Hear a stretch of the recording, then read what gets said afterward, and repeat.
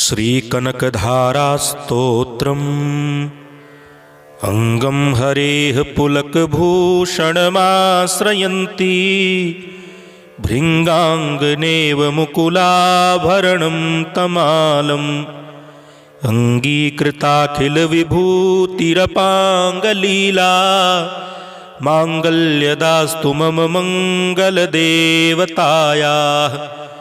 मुग्धा मुहुर्विदधती वदने मुरारेः प्रेमत्रपा प्रणिहितानि गतागतानि।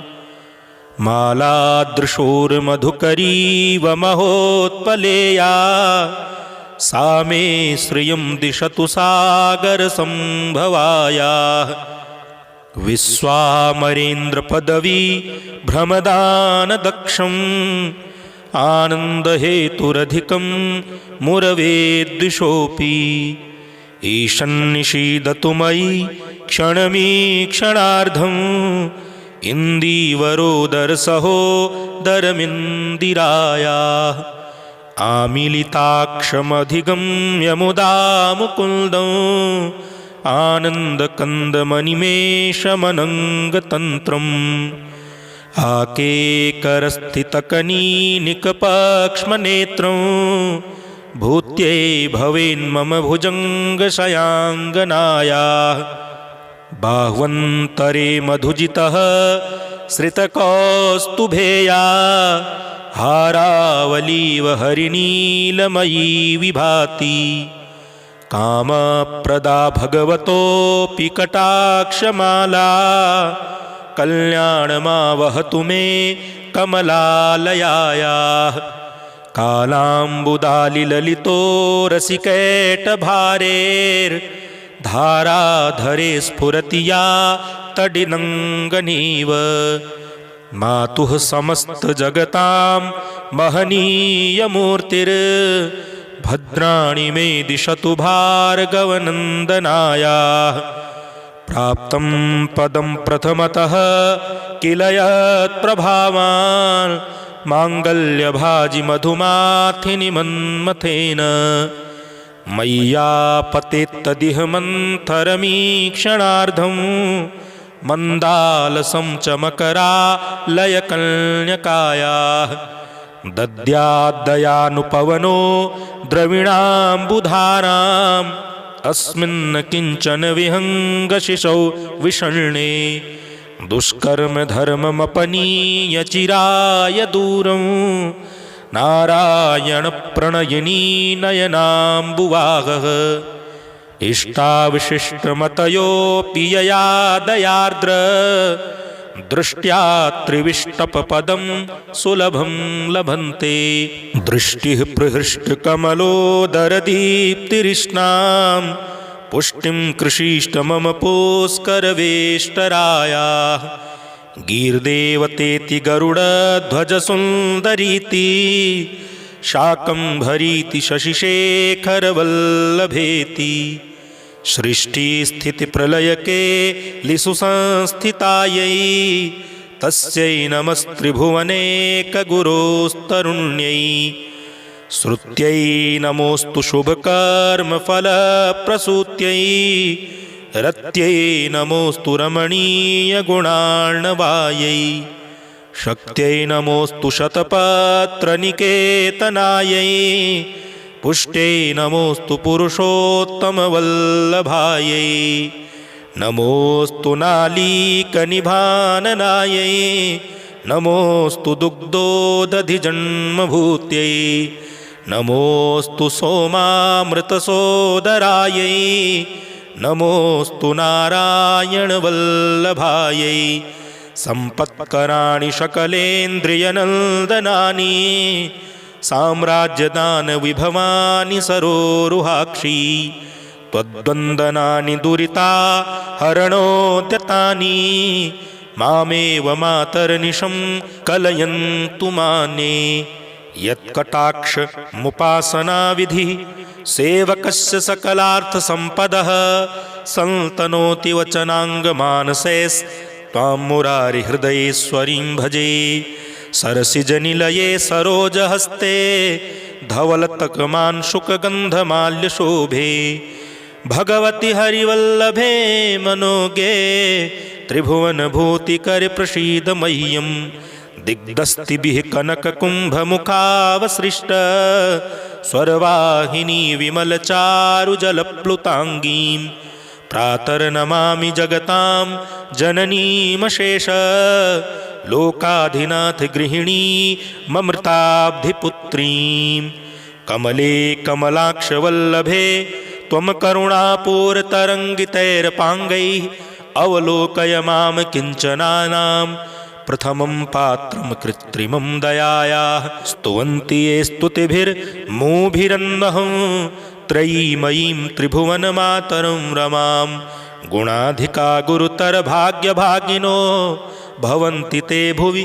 बुधभाविता अङ्गं हरेः पुलकभूषणमाश्रयन्ति भृङ्गाङ्गनेव मुकुलाभरणं तमालम् अङ्गीकृताखिलविभूतिरपाङ्गलीला माङ्गल्यदास्तु मम मङ्गलदेवतायाः मुग्धा मुहुर्विदधती वदने मुरारेः प्रेमत्रपा प्रणिहितानि गतागतानि मालादृशोर्मधुकरीव महोत्पलेया सा मे श्रियं दिशतु सागरसम्भवायाः विश्वामरेन्द्रपदवी भ्रमदानदक्षम् आनन्दहेतुरधिकं मुरवे द्विषोऽपि ईशन्निषीदतु मयि क्षणमीक्षणार्धम् इन्दीवरोदरसहोदरमिन्दिरायाः आमीलिताक्षमधिगम्य मुदा मुकुन्दम् आनन्दकन्दमनिमेषमनङ्गतन्त्रम् आकेकरस्थितकनीनिकपक्ष्मनेत्रं भूत्यै भवेन्मम भुजङ्गशयाङ्गनायाः बाह्वन्तरे मधुजितः श्रितकौस्तुभेया हारावलीव हरिनीलमयी विभाति कामप्रदा भगवतोऽपि कटाक्षमाला कल्याणमावहतु मे कमलालयायाः कालाम्बुदालिललितो रसिकैटभारेर्धाराधरे स्फुरति या तडिनङ्गनीव मातुः समस्तजगतां महनीयमूर्तिर्भद्राणि मे दिशतु भार्गवनन्दनायाः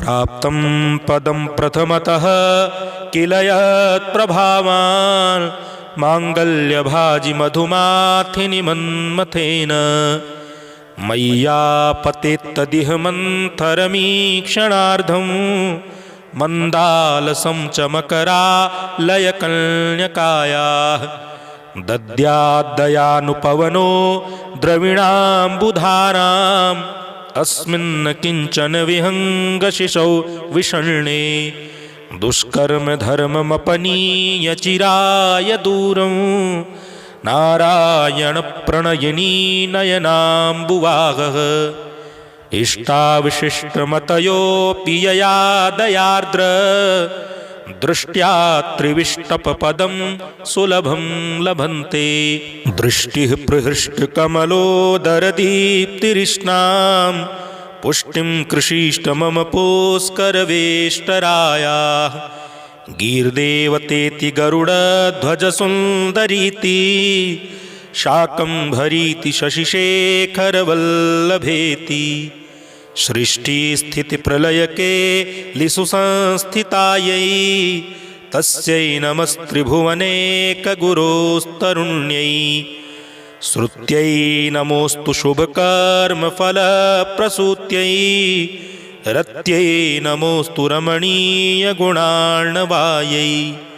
शक्त्यै नमोऽस्तु शतपत्रनिकेतनायै पुष्ट्यै नमोऽस्तु पुरुषोत्तमवल्लभायै नमोऽस्तु नालीकनिभाननायै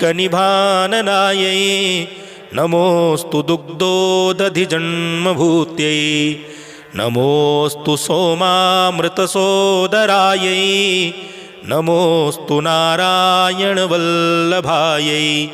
सम्पत्कराणि सकलेन्द्रियनन्दनानि साम्राज्यदानविभवानि सरोरुहाक्षी त्वद्वन्दनानि दुरिता हरणोद्यतानि मामेव मातर्निशं कलयन्तु माने यत्कटाक्षमुपासनाविधिः सेवकस्य सकलार्थसम्पदः सन्तनोति वचनाङ्गमानसैस्त्वां मुरारिहृदयेश्वरीं भजे सरसिजनिलये सरोजहस्ते धवलतकमांशुकगन्धमाल्यशोभे भगवति हरिवल्लभे मनोगे त्रिभुवनभूतिकरप्रसीद मह्यं दिग्दस्तिभिः कनककुम्भमुखावसृष्ट स्वरवाहिनी विमलचारुजलप्लुताङ्गीं प्रातर्नमामि जगतां जननीमशेष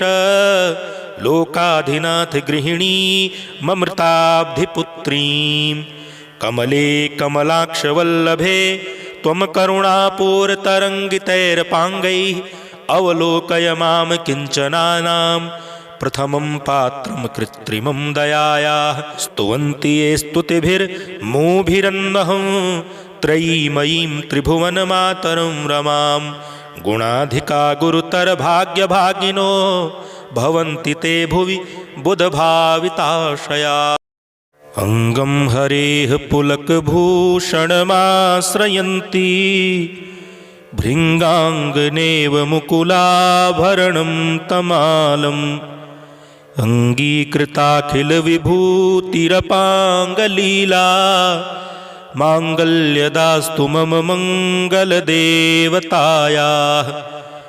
मुग्धा मुहुर्विदधती वदने मुरारेः प्रेमत्रपाप्रणिहितानि गतागतानि मालादृशोर्मधुकरीव महोत्पलेया सा मे श्रियं दिशतु सागरसम्भवायाः विश्वामरेन्द्रपदवी भ्रमदानदक्षम् आनन्दहेतुरधिकं मुरवेद्विषोऽपि ईशन्निषीदतु मयि क्षणमीक्षणार्धम् इन्दीवरोदरसहोदरमिन्दिरायाः आमीलिताक्षमधिगम्य मुदा मुकुन्दं आनन्दकन्दमनिमेषमनङ्गतन्त्रम् आकेकरस्थितकनीनिकपक्ष्मनेत्रं भूत्यै भवेन्मम भुजङ्गशयाङ्गनायाः बाह्वन्तरे मधुजितः श्रितकौस्तुभेया हारावलीव हरिनीलमयी विभाति कामप्रदा भगवतोऽपि कटाक्षमाला कल्याणमावहतु मे कमलालयायाः कालाम्बुदालिललितो रसिकैटभारेर्धाराधरे स्फुरति या तडिनङ्गनीव मातुः समस्तजगतां महनीयमूर्तिर्भद्राणि मे दिशतु भार्गवनन्दनायाः प्राप्तं पदं प्रथमतः किल यत्प्रभावान् माङ्गल्यभाजिमधुमाथिनि मन्मथेन मय्यापतेत्तदिह मन्थरमीक्षणार्धं मन्दालसं च मकरालयकन्यकायाः दद्याद्दयानुपवनो द्रविणाम्बुधाराम् अस्मिन् किञ्चन विहङ्गशिशौ विषण्णे दुष्कर्मधर्ममपनीय चिराय दूरं नारायणप्रणयिनी नयनाम्बुवाहः इष्टाविशिष्टमतयोऽपि यया दयार्द्र दृष्ट्या त्रिविष्टपपदं सुलभं लभन्ते दृष्टिः प्रहृष्टकमलोदरदीप्तिरिष्णां पुष्टिं कृषीष्ट मम पुष्करवेष्टरायाः गीर्देवतेति गरुडध्वजसुन्दरीति शाकम्भरीति शशिशेखरवल्लभेति सृष्टिस्थितिप्रलयके लिसु संस्थितायै तस्यै नमस्त्रिभुवनेकगुरोस्तरुण्यै श्रुत्यै नमोऽस्तु शुभकर्मफलप्रसूत्यै रत्यै नमोऽस्तु रमणीयगुणार्णवायै शक्त्यै नमोऽस्तु शतपत्रनिकेतनायै पुष्ट्यै नमोऽस्तु पुरुषोत्तमवल्लभायै नमोऽस्तु नालीकनिभाननायै